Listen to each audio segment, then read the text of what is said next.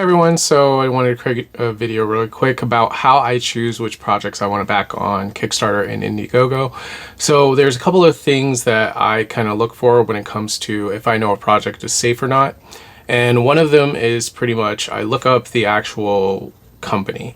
So there's a couple of different websites you can use for this, but basically I look up if the company has a website, if they have had the website up for a longer period than the actual Kickstarter campaign.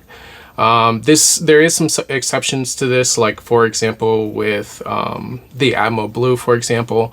The Atmoblue, they put up their website for the Atmoblue around the same time the Kickstarter went up. But there's an exception to this because then I do research on the company itself if I really like the product. And for example, the Atmoblue, you can actually find that they've actually had this product for a couple of years now. Originally, it started off as a mask for allergy sufferers, but it quickly adapted for the current situation that we're now facing. But that's how I actually did that one too, and how I decided to back it. But for example, with the most recent project that I told you guys that I backed, it's the Hooke Lav. So that one, I looked up the website. It's hookeaudio.com in case you guys want to check it out. But I actually took the Hooke Audio URL, put it into a website that tells me how long they actually have had this website up. And that website's been up for about 2 years now, if I remember correctly. Probably. So they've been up for a while also. Now, the second thing, or I guess third thing that I look for is if they've had projects in the past when it comes to Kickstarter or Indiegogo. That's pretty important because if they've had projects in the past and it succeeded, and also if they have actually fulfilled all their orders, you can actually see that also on there too. And there's another website too to tell you how well that one is doing too. Now, the fourth thing I look for is if the project has already been filled, or how many people have looked into the project or donated to the project. If they've met their goal, I think that's actually a pretty safe bet. They have enough money to get started on that too. Now, when it comes to certain companies too, if they are overseas, it's a little bit harder to track some of these things down, but for the most part, just keep doing research. Google a lot of things also. It's really important. I'll see if I can put the link to the website that actually looks up how long their website's been up for you guys to check out too. Now, when it comes to the product itself, I actually look at design in order to see if it makes sense to me. And I guess it's a little bit easier for me because I'm going to school for engineering, but I look at the product and say, okay, does this product make sense? So if the product actually makes sense, like there's nothing kind of crazy on it, like for example, if there's a slim mask and they say that they have fans built into it, they have UV built into it, if they have, I don't know, I think what was the most recent one? If it has audio built into it, things like that, then I start questioning if the product actually is what it's say it does or is actually a project. If it looks like it's something that's believable, like 2 fans being put into a mask, that's a lot easier to believe, especially if, say, the filters are a little bit bigger, because that means that the filters are, of course, really great. Now, with the Hooke Lav, for example, I have a small Bluetooth dongle, which looks very similar shape-wise to the Hooke Lav. So that's why I was thinking that this is going to be something that's going to be plausible. So that is another thing I look for is, does this product look plausible? Now, if something that's Bluetooth can fit in something like this, it's very easy to believe that, for example, Bluetooth and a microphone would easily fit into a Hooke Lav, and knowing what size we can actually put memory cards in, especially an 8 gig one, then it makes a lot more sense to me, and I say, okay, this project seems like it's something that can be made. Now, another thing also I look for is the actual cost of the project too.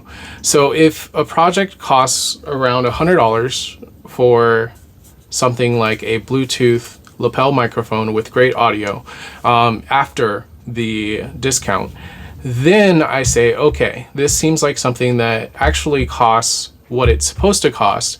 And what the company is basically doing right now is getting rid of all the middlemen in between getting a product to their customers.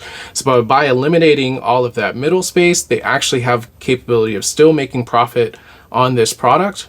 And it makes it so it makes sense. It makes me believe, okay, this makes sense. This will make a project actually go through. And at this cost, they can still make money, which is important, because they're getting rid of the middleman. So that's one thing why I actually do like Kickstarter and Indiegogo, is because it allows for a lot of these projects that don't quite make it to the sales floor or online to actually get to the consumers, which is very important. Now, as for what I personally look for too, is also if the product has more than one function. So if something is a specialty project, like a product, like it basically only has one function to create one size of something or other, that doesn't suit what I needed to do. That just seems like something that I just want. But they're not necessarily bad. I just personally look for things with multiple different functions or something I can use for a longer period of time. So for example, the Hooke Lav, I can use it for audio recording for this. I can use it for audio recording while I'm outside. I can use it for audio recording for multiple different things, which gives this capability. I mean, it allows for that price difference to make more sense in my head because I can use it in different ways, including with the Atmoblue. The Atmoblue actually is a mask that I can wear right now. I feel like it's going to be more protective, and also at the same time, it helps my allergies by a lot. So this has multiple functions. The Hooke Lav had a lot of multiple functions that I can actually think of, including the Woojer Edge and the Woojer Vest. I was thinking, okay, well, this is kind of advertised for game and music, but I kind of thought about it, and you can actually use it for your movies also, or TV if you really want to. I probably wouldn't think of putting that on for every single TV show I watch, but in case you are watching something like what is that new show, Raised by Wolves, if you guys haven't seen that, definitely check it out. But that show is like an hour long per episode. They release 2 episodes per week, and there's a lot of bass in it. There's a lot of hitting, there's a lot of shooting, well, screaming, I guess. So definitely check that out too. But anyway, but that's another thing I look for in these projects. Now, the last thing I look for is how long will it take for the product to get from them building it to the consumer. Now, if they say something like, oh, it'll be out within a month, and the project has only been up for a month, and it seems like a very complex item, then I don't think the production is going to get to that point fast enough. Which, I mean, that's a red flag to me. Now, there is some processes that make sense. Like, for example, if there's only like 100 people, there's only, there's a month that it's been up. There's a month that they said they'll be out to the people. That's fine. That makes sense.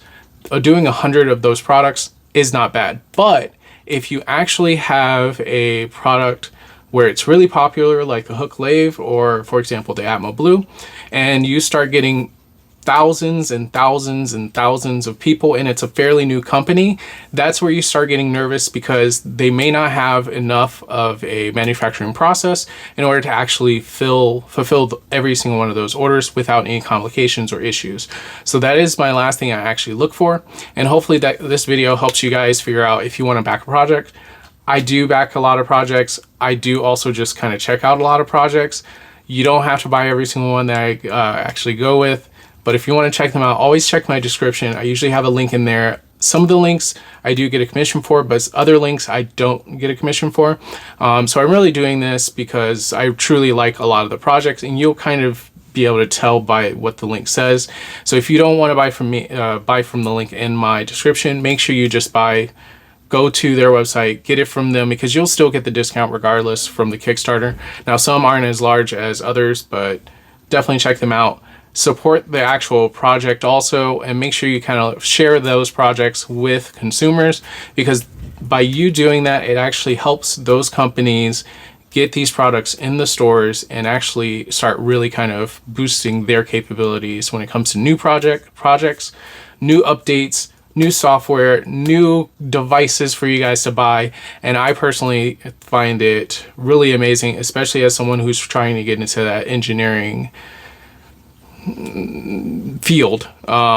This is something that I personally like because of the fact that this allows for these smaller companies to actually create things and get them out there without having to pay hundreds and hundreds and thousands of dollars to these companies in order to get their product just recognized. So again, like and subscribe. Make sure you also share my videos to anyone on Facebook, YouTube, Instagram, or anything like that, because a lot of times I talk about projects that I backed, but also at the same time I try to troubleshoot for people in my comments section. So again, if you have any questions too, feel free to put it into the comment section. I'll usually try and answer as soon as I can. So again, thank you guys for watching my videos, and like and subscribe again. Please like and subscribe, and I will see you guys in the next video.